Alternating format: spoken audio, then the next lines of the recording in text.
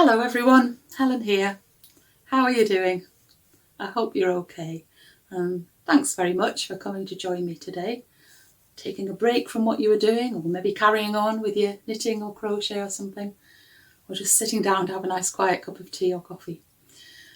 If you haven't met me before, I live in Durham in the northeast of England, and I'm a piano teacher for part of my time working at home, and the rest of my time I'm usually making things, or I'm out for walks, or off in the camper van.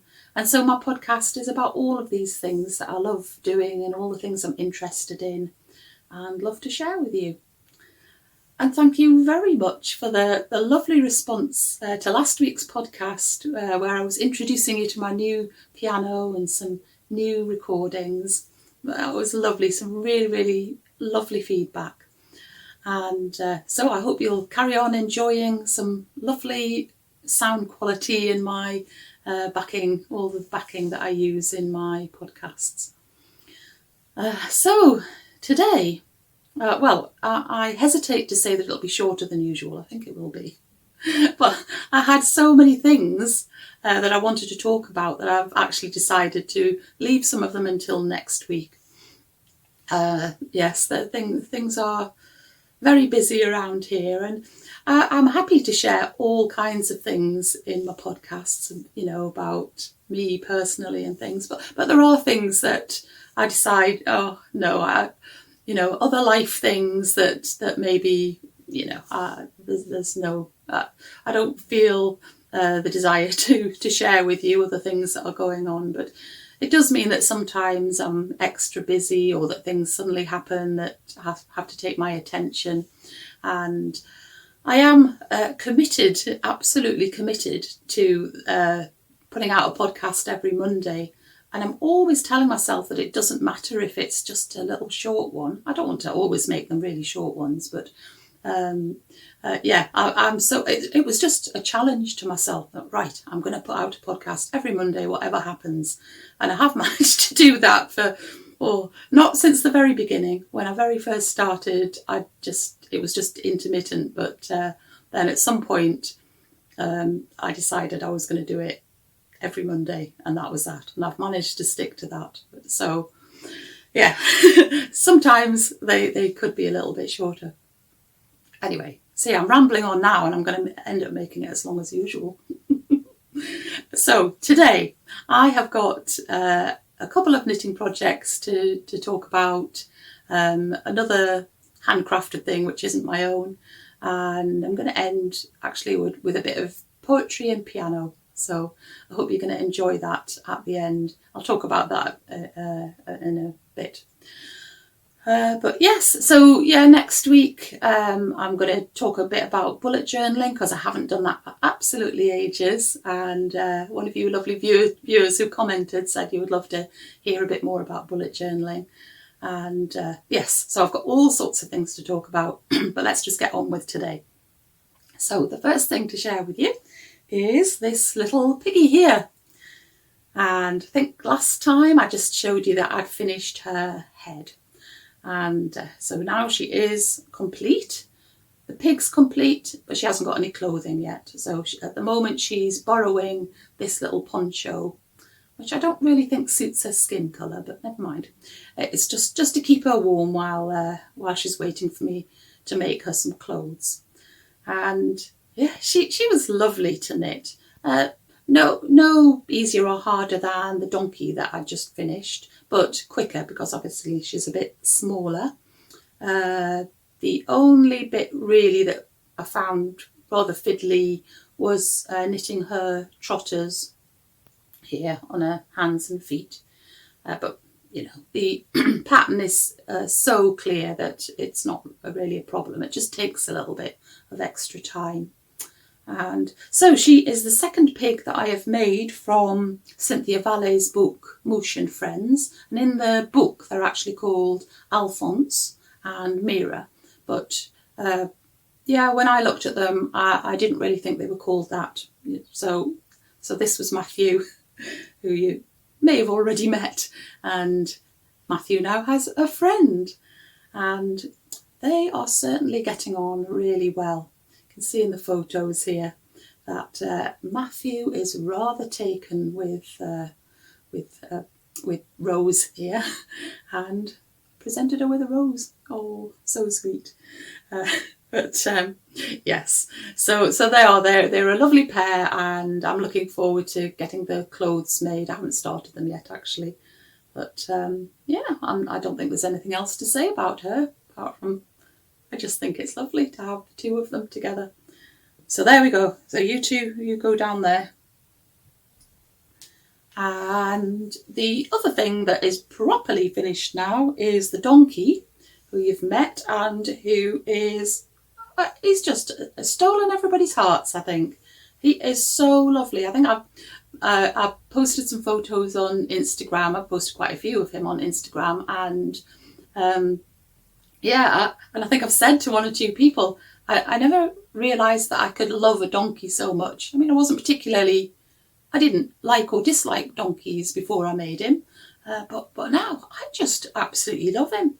So hopefully you can spot what I've made. I've made his rucksack, his backpack, and that wasn't really too challenging at all. You had to start with a mitered square at the bottom so that you got that shape of the bottom of the bag, and then it was knitted in the round after that with this lovely kind of plaid pattern, which wasn't too hard to do at all. And then we've got a drawstring top for it, and so he has been off out in the woods. So here's a few photos of him with a little bit of piano music to accompany them.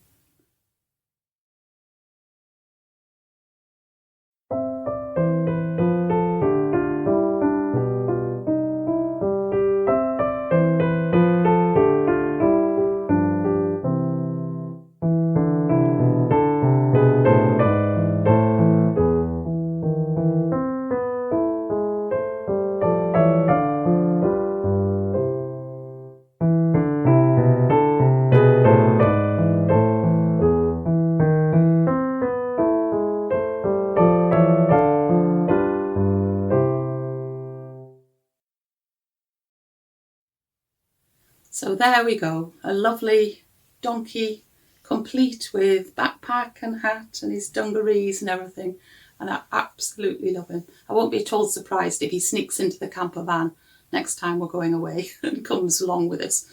I can see you've got that idea in you. Yes, so you go down there, and so just one more thing to share with you. And you may remember, if you watched it, quite a few weeks ago, I was having a go at making a Clothkits doll. It came in a kit, and you had to cut out all the pieces that were printed onto the fabric. And I thought it would be a very straightforward project, and very quickly found that it wasn't at all straightforward. The instructions weren't very clear, and particularly for somebody like me who has not used the sewing machine a lot, and so I don't have lots of good skills, it was just so tricky. I really struggled with it. So when it came to making the clothes, I went to my mum's for a day, and she helped me to make the dungarees, but I couldn't face making any of the other clothes. They just seemed to be beyond my skill set. So I actually left all of the bits and things at my mum's, not expecting her to do anything with them really. She said she probably wouldn't because it was so fiddly.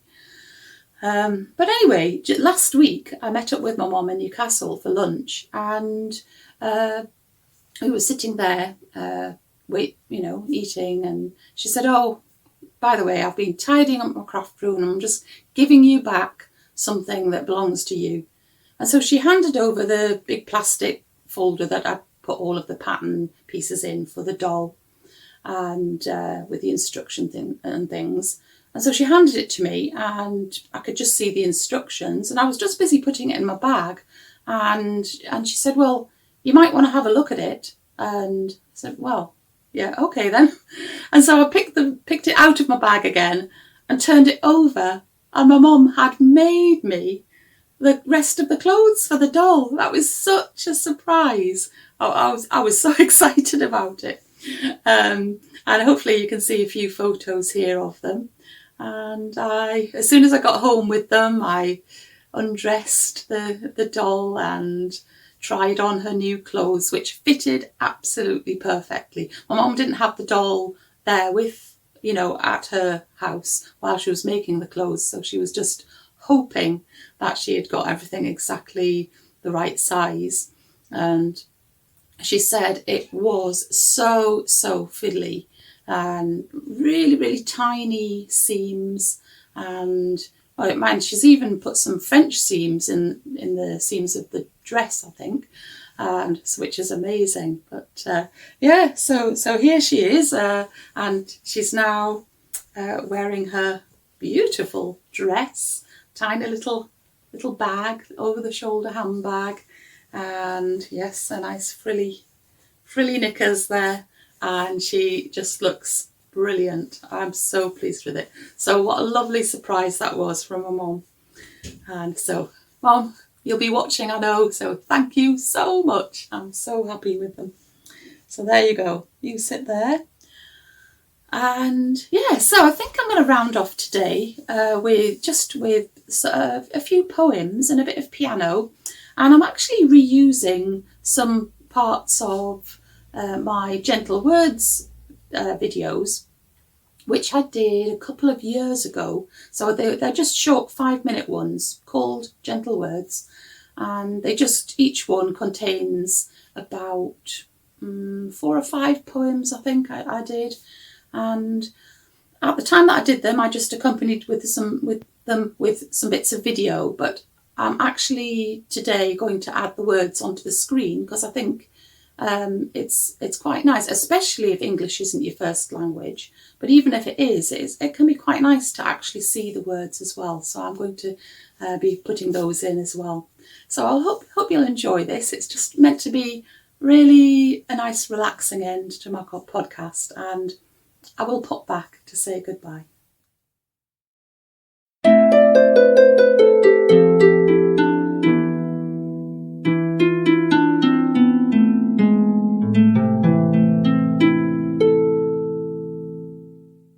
Summer Song by Ella Wheeler Wilcox. The meadowlark's trill and the brown thrush's whistle from morning to evening fill all the sweet air, and my heart is as light as the down of a thistle. The world is so bright and the earth is so fair. There is life in the wood, there is bloom on the meadow, the air drops with songs that the merry birds sing. The sunshine has won in the battle with shadow, and she's dressed the glad earth with robes of the spring. The bee leaves his hive for the field of red clover, and the vale where the daisies bloom white as the snow. And a mantle of warm yellow sunshine hangs over the calm little pond where the pale lilies grow. In the woodland beyond it 1,000 gay voices are singing in chorus some jubilant air. The bird and the bee and all nature rejoices. The world is so bright and the earth is so fair. I am glad as a child in this beautiful weather. I have tossed all my burdens and trials away. My heart is as light, yes, as light as a feather. I am carefree and careless and happy today. Can it be there approaches a dark, dreary tomorrow? Can shadow e'er fall on this beautiful earth? Ah, today is my own. No forebodings of sorrow shall darken my skies or shall dampen my mirth.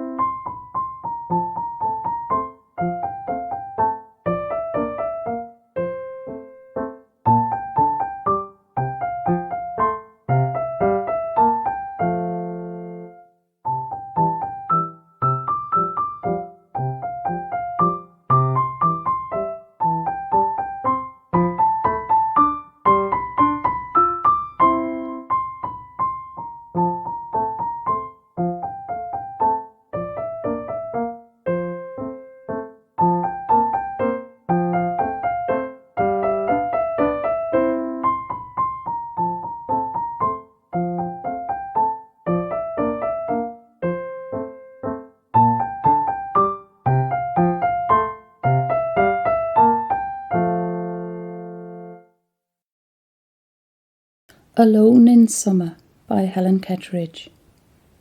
I amble alone but not lonely, scents of the summer all round. The air is filled with the rich smell of hay, verges with verdure abound. The wayside is dusted with delicate blooms, purple and yellow and white. Their beauty infuses the depth of my soul, and my spirit is feathery light. Could I really feel lonely, surrounded by this, wrapped in the warmth of creation? With fervour my footsteps lead eagerly on, filled with this heavenly elation.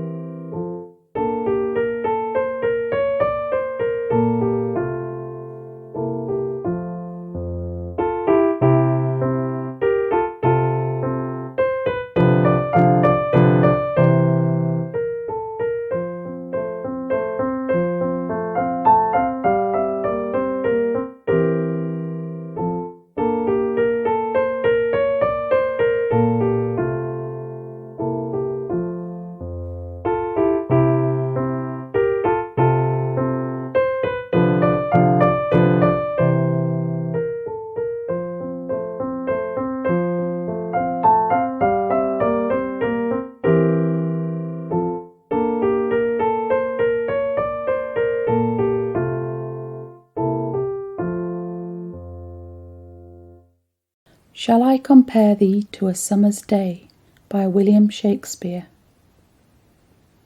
Shall I compare thee to a summer's day? Thou art more lovely and more temperate. Rough winds do shake the darling buds of May, and summer's lease hath all too short a date. Sometime too hot the eye of heaven shines, and often is his gold complexion dimmed, and every fair from fair sometime declines, by chance or nature's changing course untrimmed. But thy eternal summer shall not fade, nor lose possession of that fair thou owest. Nor shall death brag thou wanderest in his shade, when in eternal lines to time thou growest. So long as men can breathe or eyes can see, so long lives this, and this gives life to thee.